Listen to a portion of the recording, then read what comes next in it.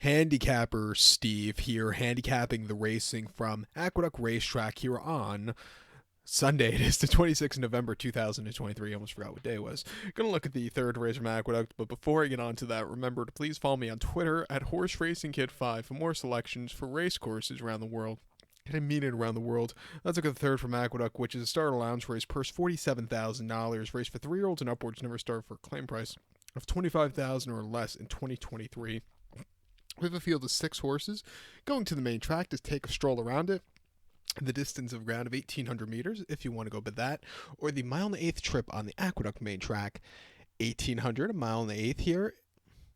My top selection, I'm going to go with the number 2 horse here. Looking at the roses, I'll go 2-4-1-5 in the superfecta. 2-4-1-5 super. Top selection 2 horse. Looking at roses. Several gun by looking at Lucky. Guadalupe Prasado trains. Javier Castellano gets the mount. Horse's most recent outing came 3rd November at Delaware Park. A mile and option 26 claimer. And he finished second by 2 1/4 lengths that day. And he just kind of stalked all the way around the race course. He needed something more late. He ran his heart out that day.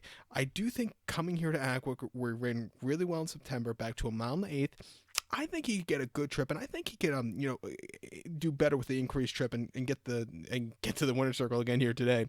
2 back and option 25 at Parks, mile 79th of October. He won by 3/4 length that day, and he saw a good pace to close into. He stalked all the way around the race course. When he had the turn of foot, he went away with it. An 89 buyer wasn't the best of his career, but it's still a very strong run there. And then prior to that, a starter lounge race at Aqueduct, mile and 8th on 21st September. He won by a head that day. Again, 87 buyer wasn't the strongest race for him that day, but he sat back early, stalking a pretty mediocre, slow pace, but he really got into it late, and he was, IRAD timed the race perfectly. He got there in nick of time. That was a very good run there. And then at Delaware, mile and option 25, he finished 3rd by length that day. He didn't break so clear. Again, he closed up well, not a bad race. Last time out, he sat a little closer. They have option with him today. They could send him, or they could rate him back. Off some decent runs as of recently, back to a longer trip. I'm going to use him on the ticket. I think the 4 horse Sundays with Sandy could win also. The most recent race going a mile and 8th here earlier this month, she just never really got going. She finished 5th by 5 3/4 lengths, and she just was never comfortable from a wide trip. Prior to that, going a mile in a lounge race for 100,000, she was facing tough competition, never getting into it. And then they ran over the Wilson Mile in a very tough lounge race where she was drawn wide, and again, just facing tough competition. Back to Aqueduct, where she has hidden races that could definitely win against these horses. I'll use her on the ticket.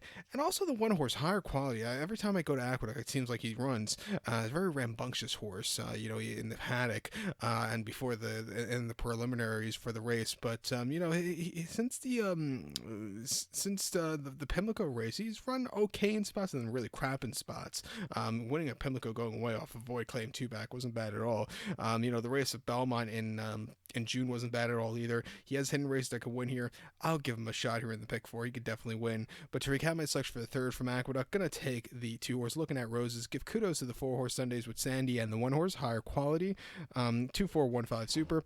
2-4-1 in the multi race. So good luck to all, and please follow me on Twitter at HorseRacingKid5. Good luck, everybody.